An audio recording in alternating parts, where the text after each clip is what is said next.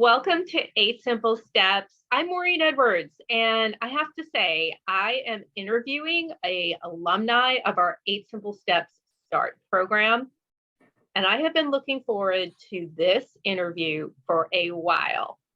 And you will know why when I start talking to Viviane Gontijo. She is the CEO and founder of Vivilicious, Brazilian chocolates and treats. Viviane, welcome. Super excited to have you here. I would like to dive right in because when I first met you, you really didn't start your business. It was a little bit of a hobby, and you are a Harvard professor. I mean, that's really what your background was all about. But you came to have a passion, and I want to throw it back over to you and tell me this passion. Why did you change your life? First of all, thank you so much for having me, Maureen. You're welcome. It's an honor. Well, this is an old passion. I had an old business plan that I brought to the US from Brazil in 1991. Wow. And I never pursued it. And I was, in academia, as you said, I was teaching at Harvard for about a decade. And I'm now a chocolatier, a professor turned into a food artisan. And it's simply because I decided to follow my heart and I realized that I was making my students happier with my desserts and food than I was with my classes. Isn't that funny how like opportunities will show up like this? Yes. And it aligned with what you love to do. And it's amazing because when I met you, I was still teaching. And I was like, sending chocolate here and there to friends to see what people would say. But just like you said, as a hobby. And I had no idea that this would turn into what Vivilicious is now. It's a fairly successful business, 4-month old. I know, it's like brand new. It's like you launched in September, and then when you said to me, I have to hire people, like the holidays are booming, I'm like, this is what entrepreneurship is all about. And these are the type of success stories that we should be hearing about. So that's why I said, so thrilled, been waiting for this interview to circle back with you and kind of just dive in deep. Like, how is entrepreneurship for you? Completely different than academia. How is it going running your own business? It's very different. It's water and wine, but at the same time, it's not so different because it's all about learning and teaching myself and making sure that I was educating myself enough to be able to do this. So I think when I decided to take the courses, to be your students, to be in contact with the groups in our classes, I was also somehow being an educator and a learner. So I think entrepreneurship it's different because it's daunting, and with the freedom comes the responsibility.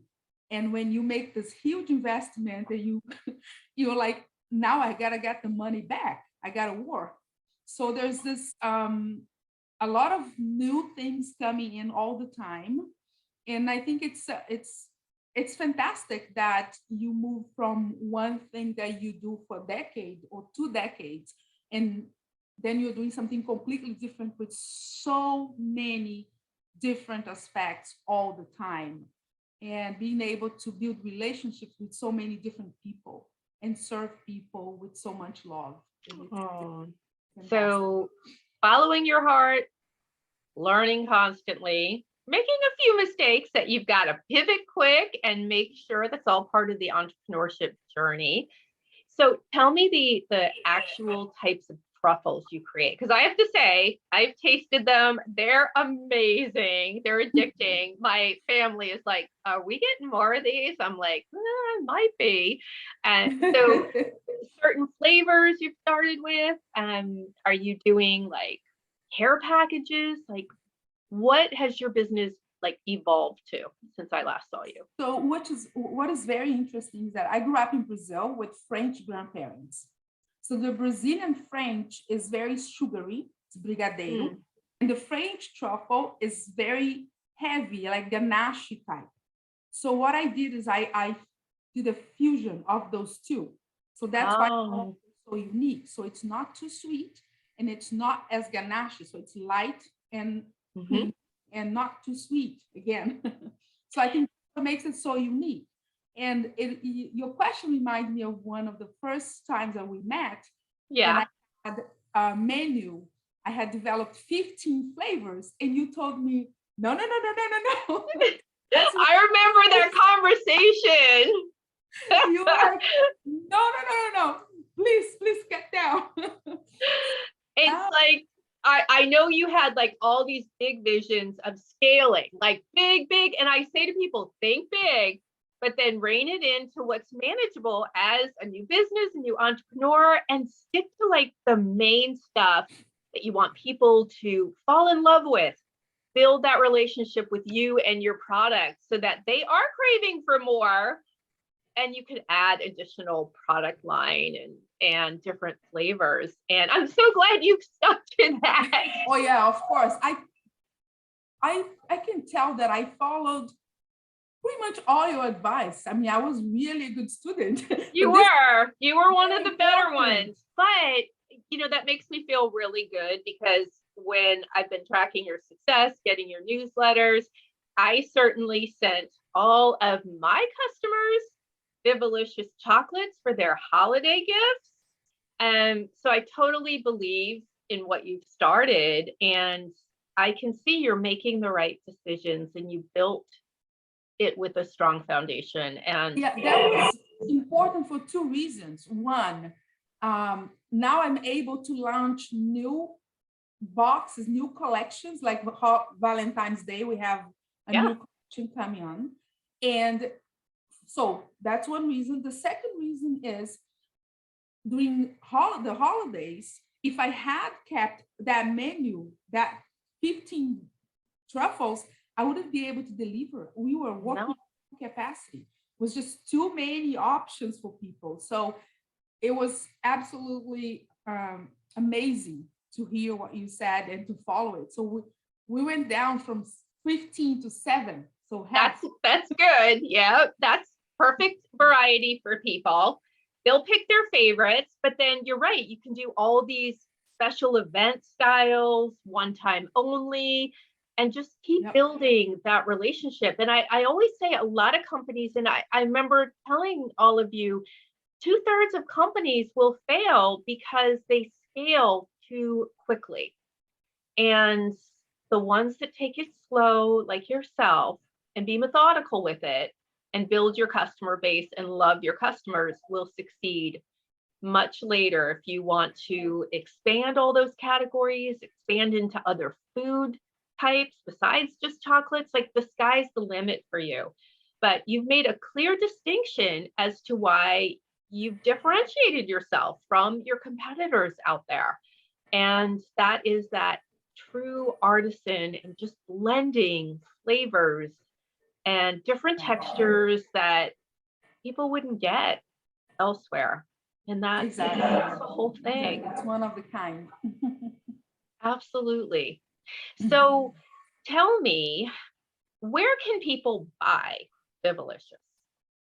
So they can buy it online on my website. So it's www.vivilicioustreats.com. Okay. And you're out of the Boston area. So locally, you're serving the local area there too, right? Yes, and we are now at 2 locations. We have 2 retail locations. That's the news. Amazing. We are pairing our chocolate truffles with teas, herbal teas, and also with wine, with Oh, local winery. perfect. Wine So and we chocolate. have, Like, yeah, we have those 2 pairings. So La Cantina is the wine. It's in Franklin, Massachusetts. And okay. Make a Sense is the tea house in Mendon, Massachusetts. Wonderful. So, one last thing. As a new entrepreneur with a new business, what advice would you give other entrepreneurs? Maybe some have a side hustle, maybe they have a dream like you did. What advice would you give them? I heard something in your training and I made a post and I had it's on the wall. And you said something that it's so true and it's happening all the time to me. It's for success, 5% is the strategy and 95% mindset. So I think being positive, being optimistic, and keeping a journal, taking notes, networking, and I would say something sounds a little, I don't know, maybe too romantic, but keep faith Yeah. and be really positive, I think. Of course, doing all the homework, but I think the mindset is really. And you especially kind of came into this with the mindset of, can I really do this? Should I take the leap? Do I trust in myself? This is a huge commitment. And I know you were so hesitant. And it's one of those things that entrepreneurs are. They're fearful of this.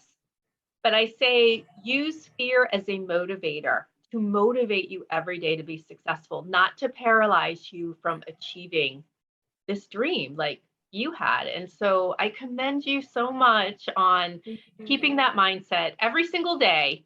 And I'm glad that I was able to kind of make an impact like that for you, because I think that was one thing that if you really needed to dig down deep, it was to really believe in yourself.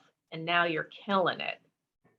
So Yeah, yeah, that's so congratulations. true, and I am very grateful to have met you and Oh, all you did to inspire us and giving us so much of your time and energy and knowledge. So I'm very thank grateful you. for all you did and for your kindness and also for the willingness to actually share because some people will know a lot and not be willing to share.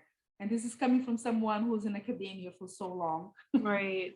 So people tend not wanting to share the knowledge, and you did that with no reservations. So I'm very My mission is to make you, all of you, successful, because you have a product that people deserve to know about, and you have a talent that you deserve to be paid for, and you have a passion that it's non-negotiable that you don't get to do it. I am so glad we were able to circle back. Like I said, I follow you all the time, and I follow you. uh, I do. Thank you so much for being here, Vivian, and we will talk soon. Yes, we will. Thank you so much, Maureen. You're welcome, and so much more success is coming your way.